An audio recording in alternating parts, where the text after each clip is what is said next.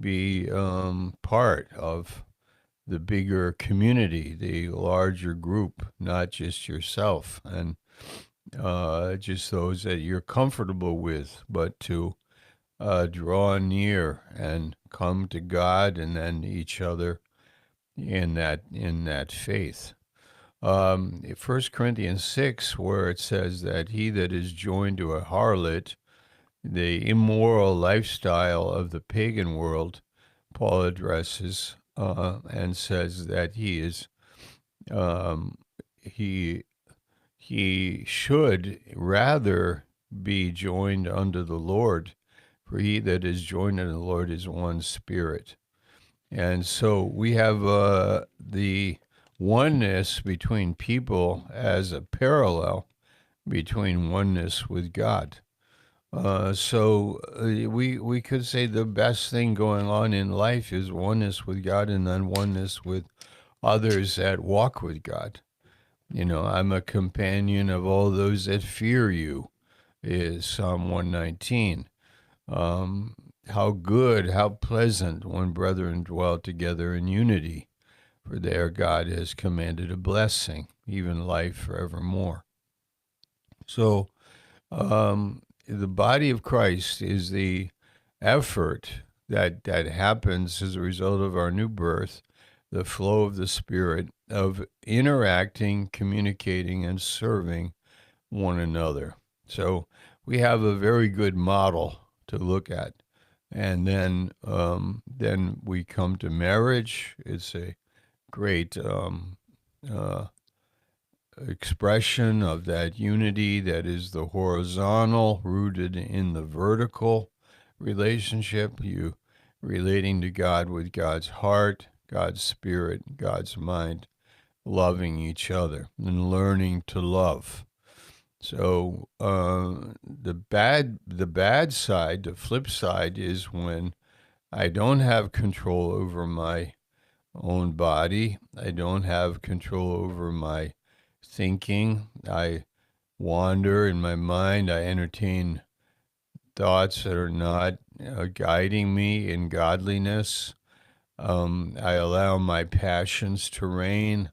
I am now married, interacting with my spouse and finding that I hurt her, that I am living another life, a double life. I easily argue and maybe abuse. And so, how will that marriage really? The design is for that not to be the case, but to find really a kind of paradise where you have an interaction in the spirit with God in love. And you are married. Life's not always easy, but you find the oneness and the encouragement and the love, and how satisfying that is. So, when we look at life statistically in the West, and particularly here in the United States, then you see divorce is very common. The divorcing a second time is also common, and even a third time. And so, in a way, we're reverting back to a pagan kind of lifestyle without God and without really understanding what marriage is about. So, there's a great need for a believer to get the training of living with God, being godly, learning, and then getting married to a similar person and finding that satisfaction, long lasting relationships. Unfortunately, in church life, and this because I think that the church is not teaching enough about the godliness, about the deeper life. The church is not teaching enough about the body life, about being spirit filled, about managing my passion, my lusts, about reining in an ungodly way of life, and bringing myself subject to the divine nature that we are partakers of. So we are partakers of his divine nature, and are learning to live in the Spirit, adding to our faith virtue, knowledge, knowledge, self-control, adding to the self-control is it patience, brotherly love, kindness, and an agape love. Mm. So there's a good portion there. 2 Peter 1:3 to verse 10. Beautiful thoughts. Isn't it true that our culture has got it backwards? That oneness that you mentioned, that's something that has to be established between two people, their souls, their spirits, their hearts. Unfortunately, the world's got it backwards, and they think that that oneness starts out in the physical realm. And Mhm. that's the focus, of their attention and their relationship. And then those other areas, they think, well, they'll probably take care of themselves. But it doesn't work that way, does it? No, no, and it's even worse. I think that is that the selfishness that we are all capable of. I marry somebody not only physically attracted and drawn to that out of selfish interest and motivation, but then in my selfishness in my soul, I relate to the other person, but more in terms of what you can give me in my soul. Like, are you going to pay attention to me? Are you going to love me? Are you going to serve me? And you're right, it's backwards. Mm. Well, marriage is more about you having the capacity to help the other, to serve the other. And when two people are doing that, it becomes a selfless marriage, a selfless relationship. And that's very satisfying when you really love each other selflessly. Amen. Mm. How seriously, how soberly should two people enter into the marriage relationship? Because just recently I heard of a relationship, a marriage that there was a lot of planning for the wedding, a lot of preparation, people traveling great distances to meet at an ideal location, and within a month that marriage was over. Oh, really? Yeah, and it was just shocking to everyone that, especially those that traveled such a long distance, and they personally paid a lot of their own personal finances to be there and to witness it and to celebrate it, and yet it's just dissolved. It's over. Um, you have to have a very sober and serious understanding of this marriage relationship when you enter into it, don't you? Yeah, absolutely. Well, yeah, I guess you could imagine the event is a big deal, but you could get it backwards that the event isn't the essence. I don't know what we, what where the you know, the misconception came in. I mean, we're not like a wedding is an event that lasts some hours, but then you got to live together. Yeah. And I would imagine that, I mean, it's so obvious maybe to us, but maybe to some it isn't, that they think that that event is the magic that's going to make the marriage what the marriage is. But you and I have been brought up in the ministry, and we have learned the other way, yeah, that it's not the event, it's the day-to-day processing of life through our hearts and our thoughts that make up a relationship. Walk into that room, and when you walk out, you'll never be the same. Mm. That's not going to happen. Walking into a room, having a ceremony, getting on an airplane, traveling to another state, it's not going to happen. Events are not going to change your life like that. There's no magic in them. But a day-to-day processing of life, with us, it's easy because it's God. Without God, I don't know how you do it, how you are thinking, but imagine the benefit we have of relating to God every day, every second, relating to God about life and believing that this moment right now is a great is a great blessing to me. at this particular moment, not an event on the calendar that is projected a few months away from today. And on that day, a miracle will happen. Yeah, it's funny you use that word magic. I think it happens a lot. I think that people feel as though that the wedding ceremony itself, the wedding and all of the details and all of the pomp and circumstance, that's the magic. That's what's going to make it all happen. You might even have two people entering into marriage thinking, well, I don't really like them so much, but Yeah. I'm sure Yeah. that the wedding day will cure all of that. Mm, But it doesn't. There is no such magic, is there? mm, And mm. then once the marriage relationship begins, there's a lot of maintenance involved, isn't there? Yeah. Well, yeah. Again, Bible school for us. I mean, I know you went to I did. I mean, it set the pace for life for us. So we learned a lot. We learned to be servants. We learned prayer. We learned to defer to others. We learned some expression of humility, way of thinking. And many years later, we look back at it and can't help but refer to that. But let's dial it back. I never went to Bible school, but can I learn what the Bible is teaching me? And can't I have a local assembly where I can learn those things in a local assembly, a couple times a week? I need more than just like a morning devotion, a word, a page once a week. I need to apply myself and be around good people. And this is a whole culture, isn't it? Yeah. That people can say we're in a bubble, but actually, it isn't. It's a big, open, wide field. To use Hosea 4. Your commandment is exceeding broad.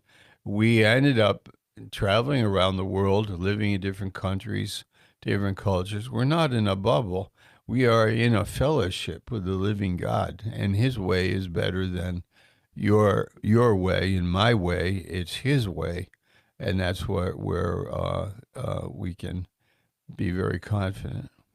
Boy, it's such a great point because honestly, you can see the relationship between withdrawing from a local assembly in a relationship in a marriage and then what can happen when you withdraw from that purpose because the church is God's purpose for this age and to Yes. withdraw from that it could have some very bad results. Mm. And I mean, I think we can all make reference to couples that we know that just stopped seeing the need to attend a local assembly. I'm not making reference to this local assembly; it could be any local assembly. Mm. And then, because of the pressures of life and the details of life, which can be so overwhelming at times, without having the framework of God's thoughts to address all of those issues, you can find yourself in some trouble and maybe Mm. even to the brink of separation and potential divorce. Yeah, yeah, sure, sure. Yep, absolutely. This is forsaking not the assembly, draw near, don't be taken away by the evil heart of unbelief, erring, hardness of heart. There's three different hearts mentioned in Hebrews 3, where we see the erring heart, the hard heart, the evil heart of unbelief. So this happens to all of us, and but to come back, come back. One brother was with us last night who I've been in help, I've been communicating with him, and I just know the struggle that he's having, but he's making good decisions. Just come back and just sit there and receive, and it's a real thing. Yeah, because there isn't any relationship that God can't heal if we'll bring ourselves to Him. Now, Pastor Love, let's look at the questions on our board there that deal with our subject. And the first one is, what are your thoughts on Norman Geisler's assertion that biblical marriage is under God, under the community, and under the law? I think behind the question is this issue of a man and woman moving in together, living together, but they're not married. So legally not married. And what do we think about that? Somebody could argue, well, we are Christians, we decide to live together, so we live together and that's it. Are you married? No, but we are living together. So or they could say, yeah, we are married before God, but we don't have any legal contract with the community or the civil law. So, what is your opinion on that? Well, I think it's a mistake, and I think that rather than divorce, there can just be a walking away from one another. There's no commitment involved there. Hmm. But when you have a legal commitment, when you're legally married, but even more than that, when you're married in the presence of God, then that commitment takes on it's got some power to it. It's got some authority behind it. Hmm. And you don't want to violate that marriage commitment under the law and before God, most importantly. I know of a case, a woman moved in with a guy. They lived 5 years. Then the guy was gone. Another time, the woman got another guy. They lived together another period of time. Anyway, I believe it happened 4 times. And then, like, she's 40 years old, without a family, without children, without a husband. So, like, she could stand there curbside and just say, "What happened to me?" You know. Well, I feel that behind it was a kind of easy pass. The guy could walk away with no obligation. It's not a good kid. It's not a commitment, a full commitment.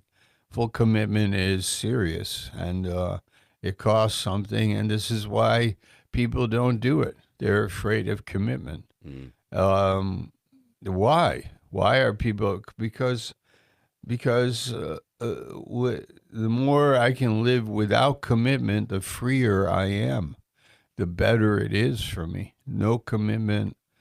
I can walk away any day. No legal, no financial commitment. I don't owe the woman alimony. I don't have to pay anything. There's no penalty on me. I don't want that commitment.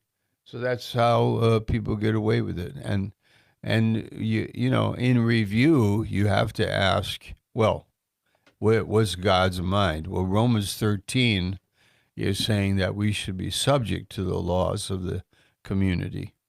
And then, of course, when Jesus in Matthew 19 teaches about one man, one woman, and that this is before God, and what God has joined together, let no man divide asunder. That in the context of something that was prevalent in Jewish society, and that was easy divorce. So a man could get rid of his wife easily in the days of Jesus and through like centuries of time. And Jesus said that Moses allowed it because he didn't want you to murder your spouse, or hardness of heart, being mean, inflicting abuse or torture or murder on the other party. So divorce meant you could give a bill of divorce. The man did it, and the man would just say that she's not clean. Well, Deuteronomy 24, 1-3.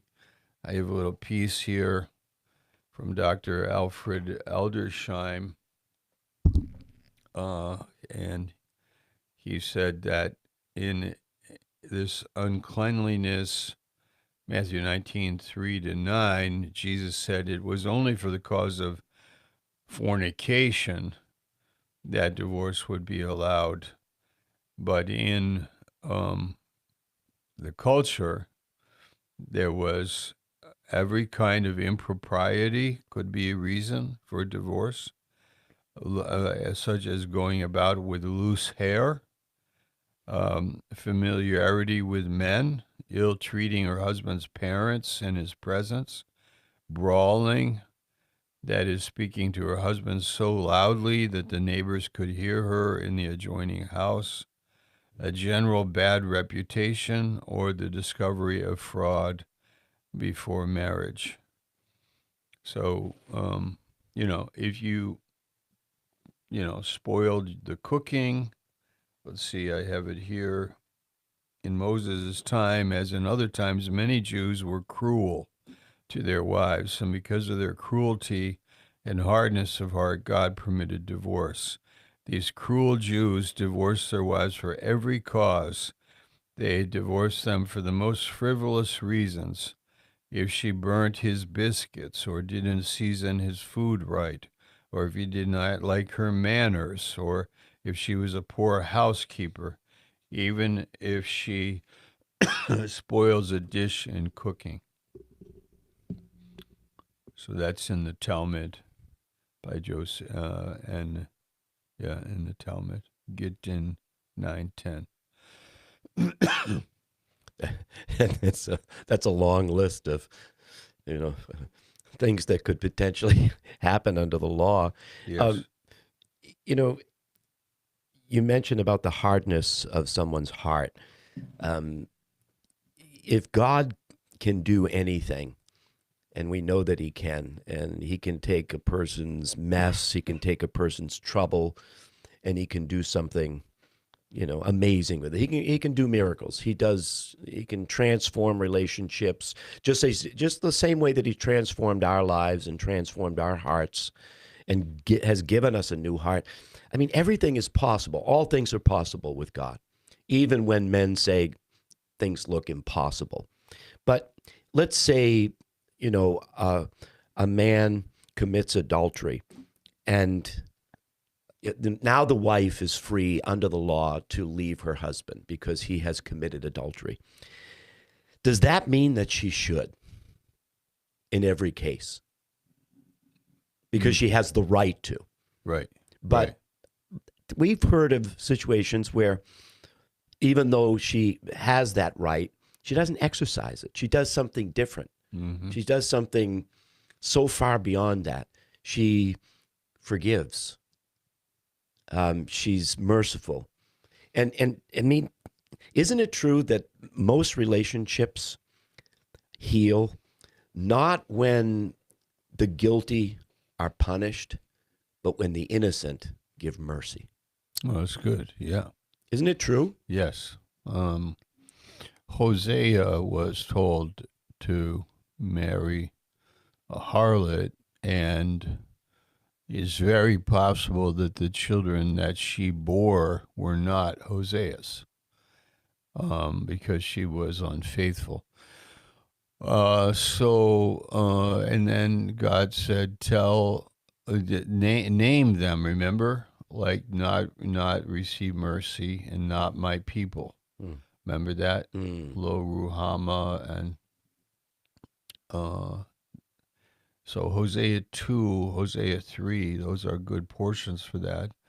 Another one is when you have adultery and the whole principle of forgiveness, and realizing that, if somebody has been forgiven much, then they love much, in Luke 7. So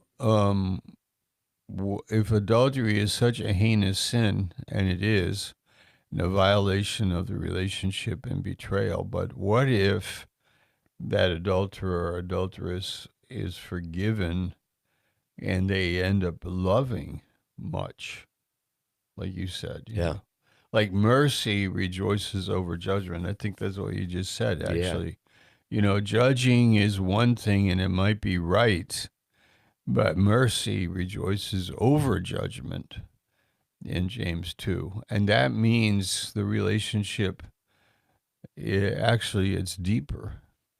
If I was wrong and I am forgiven, how great a love that is, and what that means in my heart towards that person who forgave me. Right. We know what or how mercy has rejoiced over judgment in our own lives. Yes. And what has that produced but a deeper love for God, worship from our hearts toward God because of the way He's dealt with us. I mean, Yeah. for someone to say, even in a marriage relationship that is troubled, I'm hoping that they get what they deserve. Just think of how contrary that is to everything that the scriptures teach us about the grace of God. Mm. It's just a direct violation, and it has nothing to do with grace, because grace cannot be given to those that deserve it, but only to the undeserving. Yes, yes, yes. Now, maybe we should counter, and by saying there could be people listening who have had this happen in their marriage and then happen again and again and again, and it is a lifestyle.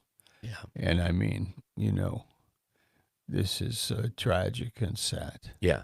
And we're not saying that you can't forgive. You can, but you don't need to be married to a person that you're not really trusting, and they're continually violating the marriage. Yeah. You know, Yeah. so that's the I other would side. say that person, if that kind of grace and forgiveness has been extended to them, and they continue to do that, that they have never really understood grace and forgiveness. Yeah, So it may yeah, be that that's a potential case for divorce. But of course, you know, I think it was mentioned earlier in one of our broadcasts this week that for a couple that are spiritually minded and have God and the kingdom of God as their priority, they don't. There's no provision for divorce. They're not thinking about it. They don't talk about it. It's not Plan B. There is no Plan B. yeah. They say we're going to make this work. Why? But some say, but it's so hard. Well, what's wrong with doing the hard thing? Right? Yeah. I mean, I think you mentioned in your message recently, it's all right if we take a beating in life Yeah. because of what it's going to produce within our souls. But today we have a culture that we live in that says, I shouldn't suffer. Nothing in my life should be hard. I shouldn't have to, my climb should not be uphill. I'm looking for easy street. I'm looking for the most selfish way to live and to have, everything just kind of given to me. But that's not really the nature of life, and it's certainly not how any of us are potentially going to reach our God-given potential. Yeah. And you can change a little by little, but just don't continually pamper yourself. Yeah. Just kind of like take it, and it says count it all joy when you fall into the tough times, and learn patience, and learn to be contented in whatever state you're in by the fact that God is our heavenly Father and will never leave or forsake us. So I think it's safe to say that if there was an instance of adultery, that doesn't automatically have to result in divorce. Right. And that's good news because, again, as you said, it could be that when we're not downplaying the pain, the heartache, and the fact that those vows have been betrayed, and all of that is so real. But when a person can move from that kind of thinking to forgiveness and mercy and grace and restoration and reconciliation, there's something so glorious about that. There's an opportunity there for God to be greatly glorified, where otherwise, if it's just going to end and it's going to be divorce and it's over, there's nothing glorious about that. Right. Right. Right. Now, what other reasons are there? The one that Jesus gave in Matthew 19 is adultery. But are there other reasons for, in the Christian world, in our minds, in our church life, what are the grounds for divorce? What about the subject of abuse, Mm-hmm. which is something that we hear about all the time Mm-hmm. in relationships, in marriage relationships, and abuse, whether it's physical abuse or verbal abuse, And in some instances, imagine if those couples seek out counseling and the counsel is, well, whatever you do, you don't get divorced. And then it ends up tragically in the loss of one's life. Okay. That can be, that's pretty serious business. Yes. We have a reference here to Wayne Grudem's writing on this grounds for divorce. Why I now believe there are more than two reasons for divorce. He had originally adultery and then abandonment. That's 1 Corinthians 7:15. If the unbelieving partner separates, let it be so. So the separation allows for the Christian, the unbelieving person, a pagan, is saying, "I don't want to live with you because I'm living a different way." Then you can then the marriage is disannulled, or there's dissolution. It's over. It's canceled out. But Wayne Grudem is saying that there are other cases, and he uses this phrase, "in such cases." It's a phrase used in 1 Corinthians 7, where I think it is in verse 15. Let me see this. But if the yes, but if the unbelieving partner separates, let it be so. In such cases, the brother or sister is not enslaved, but God has called you to peace. So, are there other cases other than those that are mentioned? It seems like it could be a general statement for a broader field where you have Jesus gave the only reason in Matthew 19 that he gave was the adultery. And 1 Corinthians 7, the apostle talks about the unbelieving partner abandoning the party, and then we're left, and we are, like Martin Luther believed that insanity could be a reason. John Wesley didn't believe there was any other reason other than adultery. So you have a number of leaders through church history where you have some variations, and I think we have enough experience to say that if there is physical abuse, if your life is in danger, then you should take a good look at that. If your life is in jeopardy and so on, because it does happen. There is like tragic things that can happen.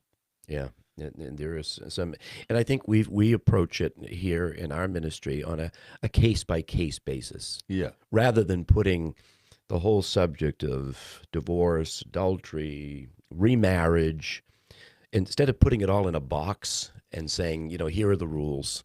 Yeah. You must abide by these rules. If you've come outside of these rules, then, we cannot help you. I think every case is different, and there's a whole different set of circumstances that has to be taken into consideration.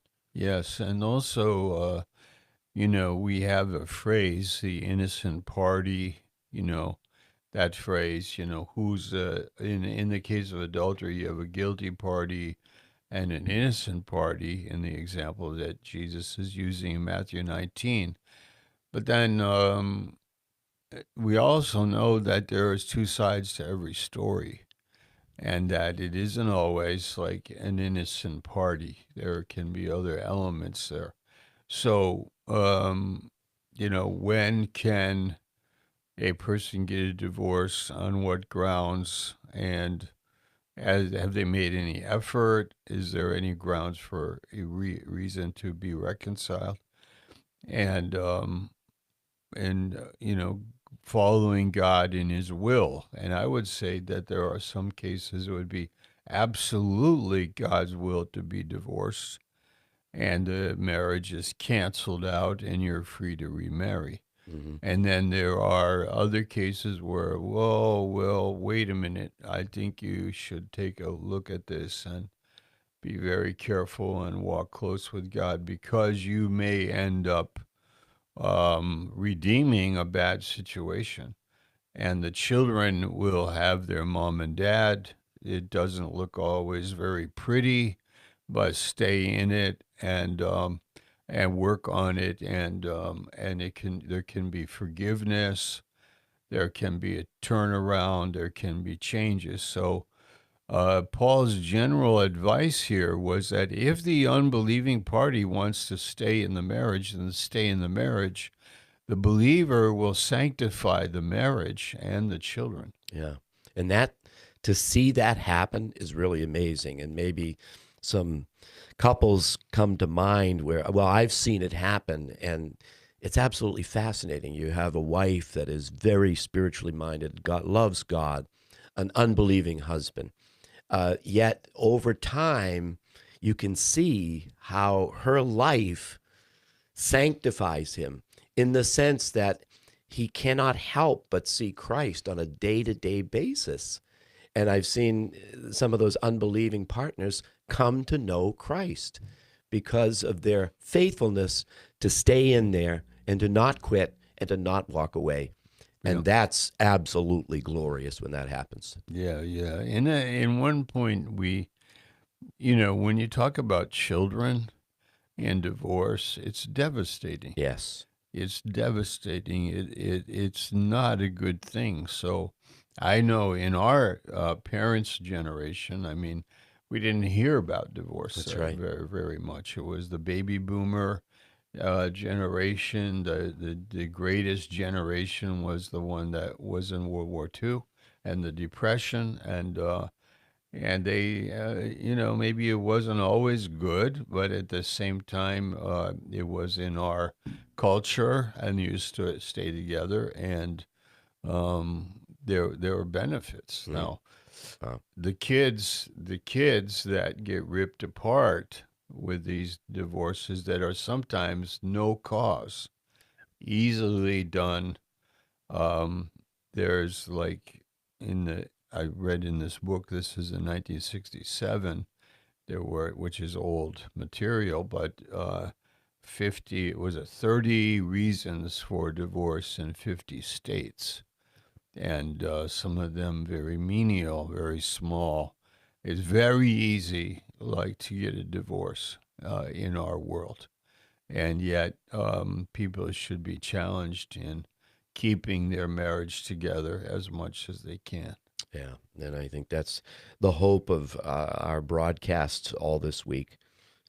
Because again, we're living in a culture that really, challenges marriage today like never before. Any divine institution is under assault, but in particular, the marriage. And again, what used to be something that was separate from the church, that didn't impact the church, the numbers, the statistics that were, the church was often protected from those statistics and numbers that we saw in our culture, in our world.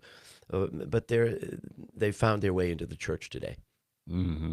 They're reflected in the numbers of believers that attend local churches. So these are important issues. I'm glad that we're discussing them. I think Bernice is joining us down from Louisiana, and I think she has a question. Bernice, welcome to the Grace Hour. Go ahead. Yes, we have a lesson when we're studying, starting in Isaiah, the 6th chapter. And I remember Pastor Stephen, when he was alive, preaching from that scripture. And it seemed like he said, where the serpent went and took the coal of fire from the altar and touched Isaiah's lips. I think he said that was a picture of salvation, for us. Bernice, I think we got I'm to not sure stay. I'm I saying think, it. yeah, we got to. I'm sorry, we can't answer that right now because we just got to stay on the subject of marriage and divorce. But we can take that call. Can you call back tomorrow? I will do that. Thank you Okay. so much. Thank you. Okay. Thank you. I And enjoyed listening at it, what I understood anyway. Thank you very much. appreciate it. Very Great to hear sweet. from you. Very sweet. Pastor Love, I have a thought here about this, and that is the need in the United States of America regarding Christians is that we need to have a new normal. So the world has what's normal, and then we have to have a new normal. Like the way we live is different from them. Let's say the NFL Super Bowl, which is coming up this Sunday, and there'll be a halftime. It's normal for me not to watch the halftime show.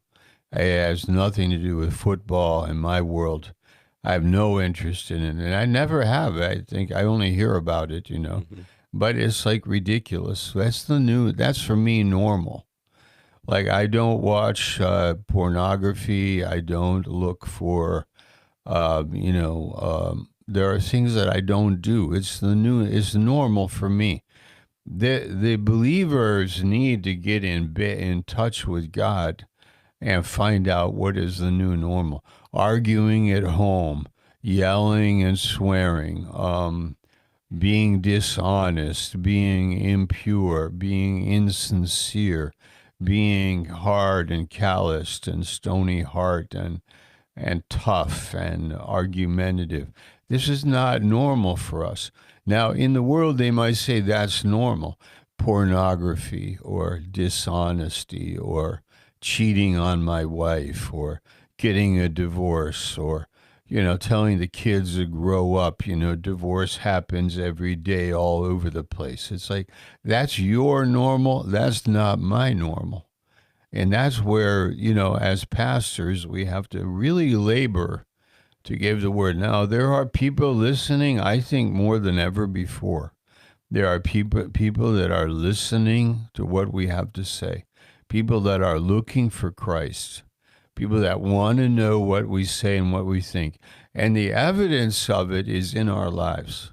The peace, the joy, the relationships, the body life, meaning the church life, the friends we have, the purpose we have, and then one day we're going to die.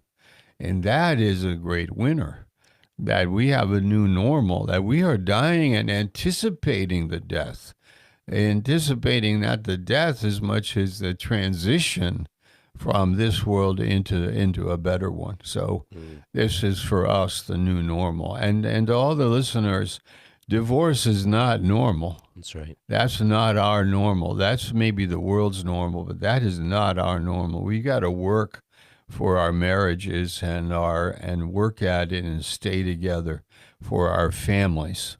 The family is under attack on many levels, and they're not going to win because we decide that. That's right. And on that note, we'll close our broadcast today, friends. We hope that you found today's program to be helpful and informative and enlightening.